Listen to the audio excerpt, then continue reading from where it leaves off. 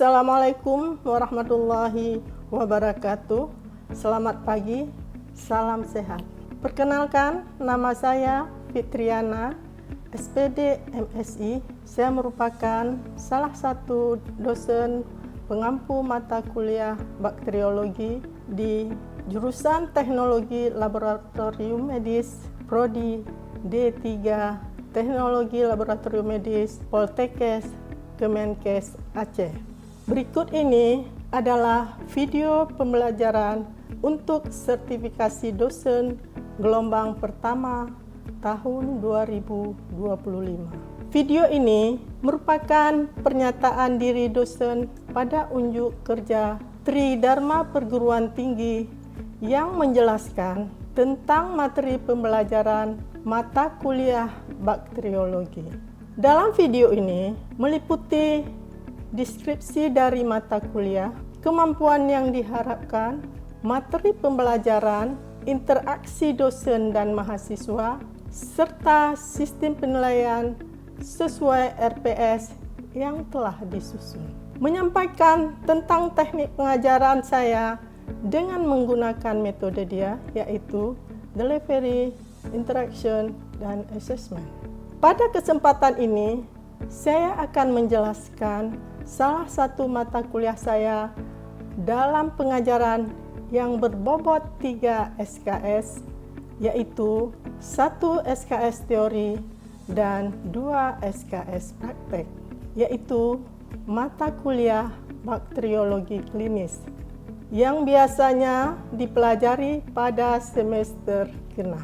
Adapun capaian pembelajaran adalah mahasiswa mampu menjelaskan konsep dasar bakteriologi, jenis-jenis sterilisasi dan prosedur sterilisasi, jenis media pertumbuhan bakteri, teknik isolasi atau inokulasi bakteri, jenis preparat dan prosedur pembuatan preparat, pewarnaan gram, pewarnaan Zell-Nielsen, morfologi dari bakteri, metode kultur bakteri, identifikasi bakteri gram positif dan gram negatif, penyebab penyakit infeksi, bakteri yang mempengaruhi penderita diabetes mellitus.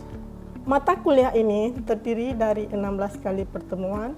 Pada pertemuan ke-8 dilakukan ujian tengah semester dan pertemuan ke-16 dilakukan ujian akhir semester. Mata kuliah ini terdiri dari 7 sub CPMK. Sub CPMK pertama, mahasiswa mampu memahami tujuan materi ajar serta tata tertib perkuliahan. Mampu menjelaskan konsep dasar bakteriologi yang meliputi sejarah, ciri-ciri, reproduksi bakteri, dan jenis-jenis bakteri. Sub CPMK 2, mahasiswa mampu memahami dan menjelaskan prosedur sterilisasi, jenis-jenis sterilisasi, teknik sterilisasi yang sesuai untuk alat, bahan, atau sampel dan prosedur sterilisasi. Pada sub CPMK 3, mahasiswa mampu memahami dan menjelaskan pengertian media, jenis media, fungsi media, teknik inokulasi. Pada CPMK 4, mahasiswa mampu menyebutkan dan menjelaskan jenis-jenis preparat, fungsi preparat, prosedur pembuatan preparat, serta pewarnaan gram, pewarnaan Zell-Nielsen untuk identifikasi bakteri. UTS evaluasi semester melakukan validasi hasil penilaian, evaluasi, dan perbaikan pembelajaran berikutnya. Sub CPMK 5, mahasiswa mampu memahami dan menjelaskan morfologi bakteri dan fisiologi bakteri. Sub CPMK 6, mahasiswa mampu menjelaskan dan memahami pengertian kultur bakteri, metode kultur bakteri dengan tepat, serta identifikasi bakteri penyebab infeksi. Sub CPMK 7, mahasiswa mampu memahami dan menjelaskan identifikasi bakteri gram positif, bakteri gram negatif penyebab infeksi. Mahasiswa juga mampu memahami jurnal yang telah ditelaah yang berhubungan dengan bakteri. Terakhir pertemuan ditutup dengan ujian akhir semester. Itulah gambaran pembelajaran perkuliahan teori praktek selama 1 semester berjalan. Diawali dengan rujukan yang didapat dari buku-buku mikrobiologi kedokteran, kemudian penuntun laboratorium klinik, buku ajar mikrobiologi klinik, kemudian diambil juga dari internet dan media online untuk mencari topik yang menarik yang dijadikan sebagai bahan diskusi terkait materi perkuliahan. Biasanya di awal perkuliahan dilakukan review pembelajaran yang mana fungsinya untuk mengingat kembali materi pembelajaran sebelumnya yang akan dilanjutkan materi-materi yang akan datang. Perkuliahan saya juga menjalankan beberapa saluran komunikasi yang saya gunakan diantaranya menggunakan Zoom meeting dan WhatsApp untuk berinteraksi langsung dengan mahasiswa dalam menjelaskan materi-materi pembelajaran. Selain itu, juga digunakan untuk berdiskusi terkait keaktifan mahasiswa dalam menyikapi topik perkuliahan di akhir pembelajaran. Bentuk interaksi lainnya juga dengan menggunakan WhatsApp group, di mana diskusi yang terkait kendala selama proses perkuliahan. Pelaksanaan asesmen pembelajaran. Dalam proses ini, bagaimana cara melakukan evaluasi penilaian terhadap mahasiswa? Di awal pertemuan saya menjelaskan bobot penilaian dari mata kuliah ini, yaitu ujian akhir semester 35%, ujian tengah semester 25%, tugas 20%, kehadiran 10%, keaktifan mahasiswa 10%. Selanjutnya, saya akan menampilkan proses pengajaran yang saya lakukan pada mata kuliah bakteriologi klinis secara luring. Terima kasih. Selamat menyaksikan. Assalamualaikum warahmatullahi wabarakatuh. Waalaikumsalam warahmatullahi wabarakatuh. Apa kabar adik-adik semua? Kita berjumpa lagi dengan mata kuliah bakteriologi, ya. Nah, perkenalkan, nama Ibu Fitriana, SPD MSI. Biasanya dipanggil dengan Ibu Fit, ya. Kadang-kadang ada yang panggil Bu Fit, ada yang panggil Bu Fitri, ya. Tapi yang sering itu panggil Bu Fit. Fit itu kan sehat, segar, fit. Nah, harus semangat selalu, ya. Sebelum kita mulai mata kuliah, sebaiknya kita berdoa dulu agar diberkati oleh Allah Subhanahu wa Ta'ala. Berdoa dimulai.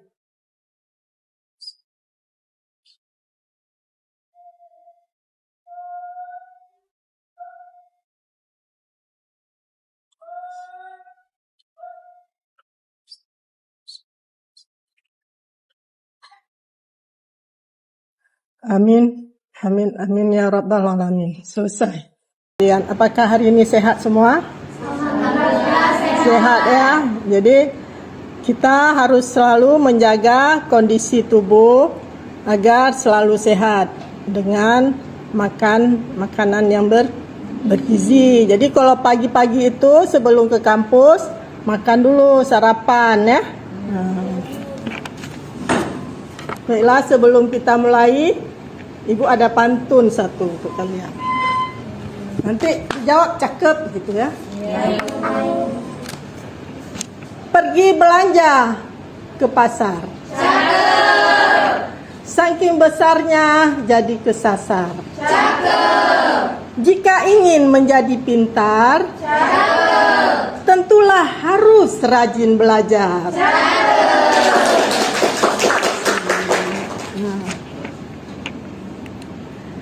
Jadi kita mata kuliah bakteri, mahasiswa memahami kultur bakteri, ya. Kemudian identifikasi bakteri yang tepat, bakteri penyebab infeksi, ya. Nah, mata kuliah bakteri terdiri dari 3 SKS untuk semester 2. Jadi kita ada 3 kali pertemuan bakteri ya. Ada bakteri klinis, bakteri dasar ya, bakteri air, makanan, minuman. Jadi untuk ini kita ya, pada semester 2 biasanya disebut bakteri 1. Nah, sekarang udah berubah lagi jadi bakteri klinis. Jadi sesuai dengan perkembangan kurikulum. Baiklah, kita mulai pembelajaran kita, yaitu hari ini kita untuk identifikasi Staphylococcus. Nah, klasifikasi Ordo Eubacteriales, famili Micrococcaceae, genus Staphylococcus, Micrococcus, dan Grafia. Kemudian morfologinya, bentuk bulat atau kokus, diameter 0,8 mikron, ukuran 0,5 hingga 1 mikron. Susunannya satu-satu atau seperti susunan buah anggur. Anggur tahu ya? Gimana bentuk anggur itu? Bergerombol ya, berkarang. Pernah makan anggur? Pernah. Gimana rasa anggur? Nah, manis ya. Nah, kemudian flagela negatif, gerak negatif, spora negatif, kapsul negatif. Pewarnaan gram positif. Nah, habitat. Apa itu habitat? Tempat hidupnya ya. Nah, tempat hidupnya yaitu di mulut. Ya, mulut kita itu. Nah, di debu. Kemudian di sputum dan nanah. Mungkin kalau bisa kita lihat bakteri, kalau misalnya nampak, kan bakteri itu kan makhluk kecil ya, harus kita lihat dengan mikroskop. Mungkin kalau bisa kita lihat dengan mata langsung, nggak berani kita buka mulut, pada tutup gitu. Ya, saking banyaknya mikroorganisme. Nah, kemudian bakteri yang patogen, apa saja di bakteri Staphylococcus itu? Yaitu Staphylococcus aureus. Nah, dia yang patogennya menyebabkan penyakit pada manusia. Nah, dan mempunyai pigmen kuning emas. Kemudian juga menyebabkan food poisoning syndrome. Nah, apa itu? Yaitu keracunan makanan. Jadi kita kalau membeli makanan itu harus hati-hati. Kita perhatikan ya, jangan sampai keracunan. Jangan pula makanan basi dapat gratis, makanan basi kita makan, itu tidak boleh lagi ya. Kita harus menjaga makanan, harus halal dan bersih saja tidak halal tidak boleh juga bagi kita umat Islam. Orang Islam harus makanan bersih dan halal. Kemudian kalau gejala food poisoning syndrome itu biasanya inkubasinya pendek, 2 hingga 6 jam. Nah, mual, muntah. Jadi begitu kita makan yang keracunan itu mual, muntah. Nah, cuma kadang-kadang bisa juga sembuh dalam 24 hingga 48 jam. Nah, pada kulit bisa bisul, ya, jerawat. Nah, ada yang jerawat sini, ya, mulus-mulus. Sekarang kan pakai skincare, ya kan? Cuma hati-hati pakai skincare, ada yang tidak ada terdaftar BPOM, ya kan? Bisa rusak, apalagi yang ada merkurinya. Nah, kemudian pada kuku, pada ginjal. Sampelnya sputum, nanah, urin, dan darah. Nah, sebelum kita lanjutkan, ada pertanyaan? Silakan bertanya. Siapa yang mau bertanya? Oh ya, Akla, silakan Akla. Ada yang mau ditanyakan Akla? Tadi kan Ibu sudah menjelaskan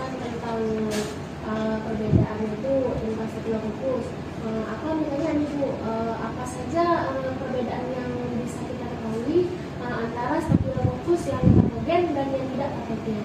Nah, sebenarnya kalau antara yang patogen itu, kalau misal biasanya yang paling jelas sekali itu bisa kita lihat pada media MSA, media monitor seagar.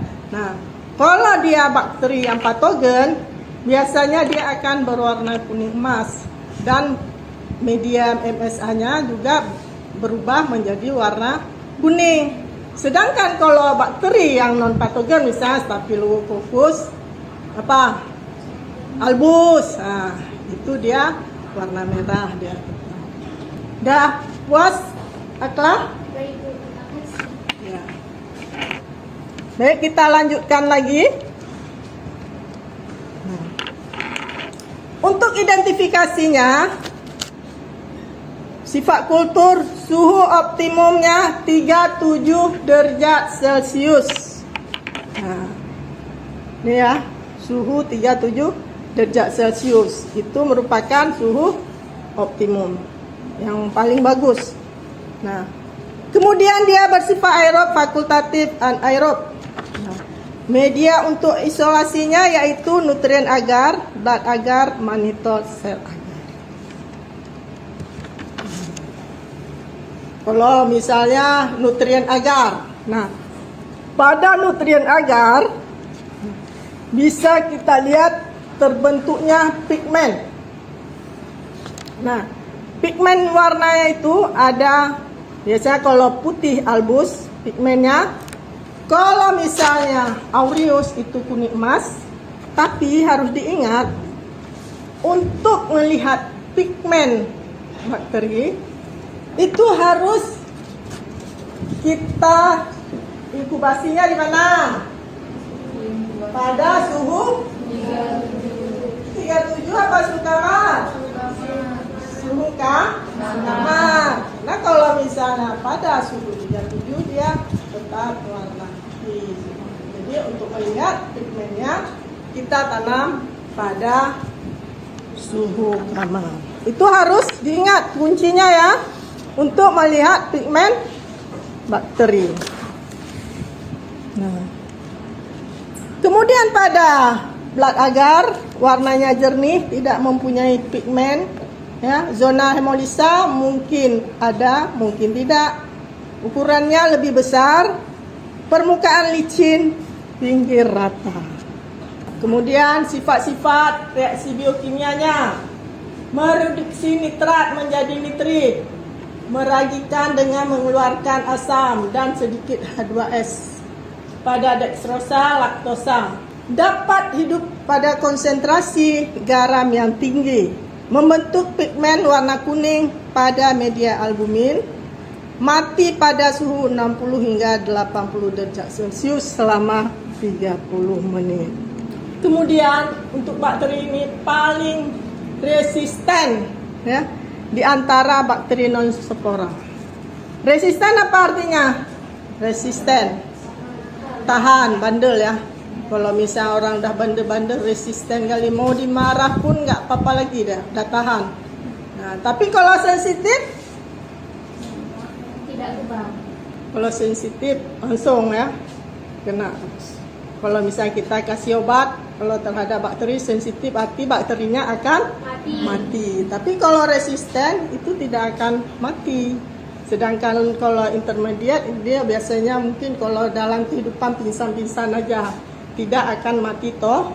Nah, ini skemanya BHIB sampel. Sampel kita pakai apa tadi? Suap tenggorokan boleh ya kan? Apalagi kus, nana ya. Nah, kemudian kita inkubasi pada media BHIB 6 hingga 8 jam pada suhu 37 derajat Celcius. Kemudian kita inkubasi ke dalam media BA pada suhu 37. Keesokan hari kita nilai lagi. Kita lihat DP gram. Kalau gram positif warna apa? Warna biru apa ungu? Ungu. Kalau gram negatif?